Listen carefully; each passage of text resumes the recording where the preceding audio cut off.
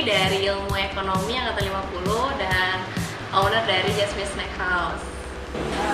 Iya kan, kita kepo banget nih di sini. Ide awalnya buat membuka usaha itu apa sih? Awalnya ini kan usaha keluarga ya. Jadi saya sama orang tua pengen usaha nih, tapi kebetulan belum bisa nyiptain produk.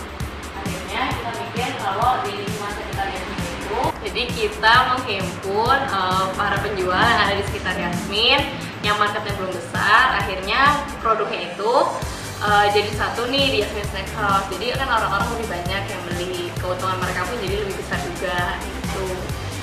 Nah tadi kan kakaknya bilang untuk usaha ini kan sudah menghimpun orang-orang di koperasi yang belum punya usaha yang besar gitu ya. Nah selain orang-orang di koperasi yang belum punya usaha yang cukup besar, mitra usahanya sendiri yang di luar koperasi itu ada apa? Banyak kok, kayak misalnya kita ada yang masukin ke toko kita kayak brownies gulung.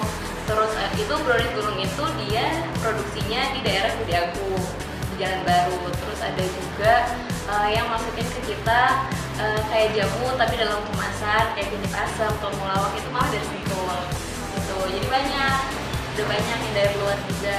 Terus habis itu yang dari daerah-daerah di dekat puncak itu dia punya produksi bakpao tapi dari aneka macam gitu rasanya, itu dia juga masukin ke kita. Jadi banyak, nggak cuma di sekitar Yasmin aja akhirnya sampai sekarang itu. Cakupannya udah luas. Iya, cakupannya udah luas. Kan produk dari sini kan banyak dari luar.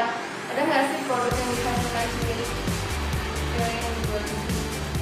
Ada. Itu kita punya kayak, kalau kalian pernah tahu kue tampah, tapi kita versi modernnya, kita punya kue nampan yang buat acara-acara gitu kan. Nah dia ukurannya mini-mini kayak kue buah, terus habis itu ada sus. Nah itu kita hasilin sendiri gitu. Coba kalau kayak snack-snack, brownies, segala macam itu banyak orang masukin juga dari luar. Kalau untuk perekrutan karyawannya sendiri tuh kayak gimana? Terus itu tuh cara kakak memilih karyawan sendiri tuh kayak gimana? Untuk saat ini sih kayak misalnya yang jaga di toko itu ada 1 orang, terus yang bagian produksi ada sekitar 3 orang. Itu manage-nya karena kita lebih ke kedekatan, kayak udah kayak keluarga sih sebenarnya, tapi bukan keluarga gitu emang. Dari kita udah saling kenal, terus dasarnya sih saling percaya aja gitu. Untuk manage-nya sendiri sebenarnya sama aja kayak usaha-usaha lain, di kontrolnya ya tetap dimonitoring, misalnya keluar produksinya akhirnya berapa hari ini, terus gitu biaya-biaya dibutuhin apa aja, karena nggak semuanya aku yang pegang gitu kan, aku masih kuliah juga ya. Jadi yang jaga toko sini tuh kayak udah aku percaya, nanti yang jaga yang lebih monitoring ke bagian lapangnya gitu. Terus untuk karyawannya itu, apakah dia punya peraturan khusus yang harus ditepati di usaha ini? Kalau peraturan khusus sih sebenarnya sama aja ya, kayak misalnya datangnya kan kita start toko jam 8 ya, datangnya setengah jam atau 1 jam sebelum toko dibuka. Nanti kita tutup toko jam 5, itu misalnya toko udah selesai, dirapi-rapiin semuanya, barang-barang yang perlu diamanin, terus habis itu untuk produksi, misalnya kalau kita ada pesanan jam 8, itu 1 jam sebelumnya udah harus ready ada di toko. Kayak gitu aja sih, nggak ada peraturan yang benar-benar spesial banget. Paling untuk lancarnya jalannya toko aja, jadi lebih ke timing waktunya sih, udah itu aja sih kalau peraturan khususnya. Dalam usaha Jasmine Snack House ini, omset yang dapat setiap tahunnya itu berapa? Kalau untuk omset, kalau sehari per bulan tuh biasanya kita ya 4 juta sampai 5 juta lah. Sebenarnya belum gede banget juga gitu kan, karena kita nggak ngambil range yang terlalu tinggi antara harga produksi sama harga jualnya.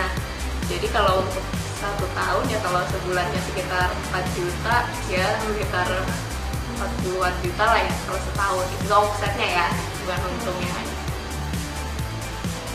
Jadi ini kayak untuk ngomongin masalah mitra kerja ya. Kalau sama itu ada instansi atau apa gitu yang pengen kerjasama sama Jasmine Snack House ini, keuntungan yang mereka dapat itu apakah? Jadi kalau untuk keuntungan mitra kita itu yang jelas market mereka jadi lebih besar gitu, dan nggak ada biaya, misalnya kalau naruh di sini dikasih pajak berapa persen itu enggak, kita prinsipnya bagi hasil aja gitu. Dari mereka menetapkan harga berapa, nanti harga jualnya kita tentuin lagi. Nah, dia dapat keuntungan kan dari situ. Jadi di satu sisi merek mereka jadi lebih terkenal aja, market penjualannya jadi lebih besar. Nah, ini Kak, kan mendirikan usaha kayak gini kan nggak mesti langsung cuma langsung dapat gitu ya. Nah, inspirasi dari kakak atau keluarga sendiri untuk mendirikan usaha Yasmin Steakhouse sendiri itu apa sih? Kalau untuk inspirasi sendiri, kita pengen lebih memakmurkan orang-orang di sekitar sih, karena maksudnya kita kan udah sering nih hidup sama orang-orang di sekitar, mereka jualan inilah, jualan itulah, terus ya udah kena dapat inspirasi aja. Kenapa nggak kalau semua jualan itu kita jadiin satu gitu? Jadi kan mereka lebih punya market yang lebih besar. Pernah nggak sih produk-produk yang ada di Yasmin Steakhouse ini diikutin ke pameran atau apa gitu biar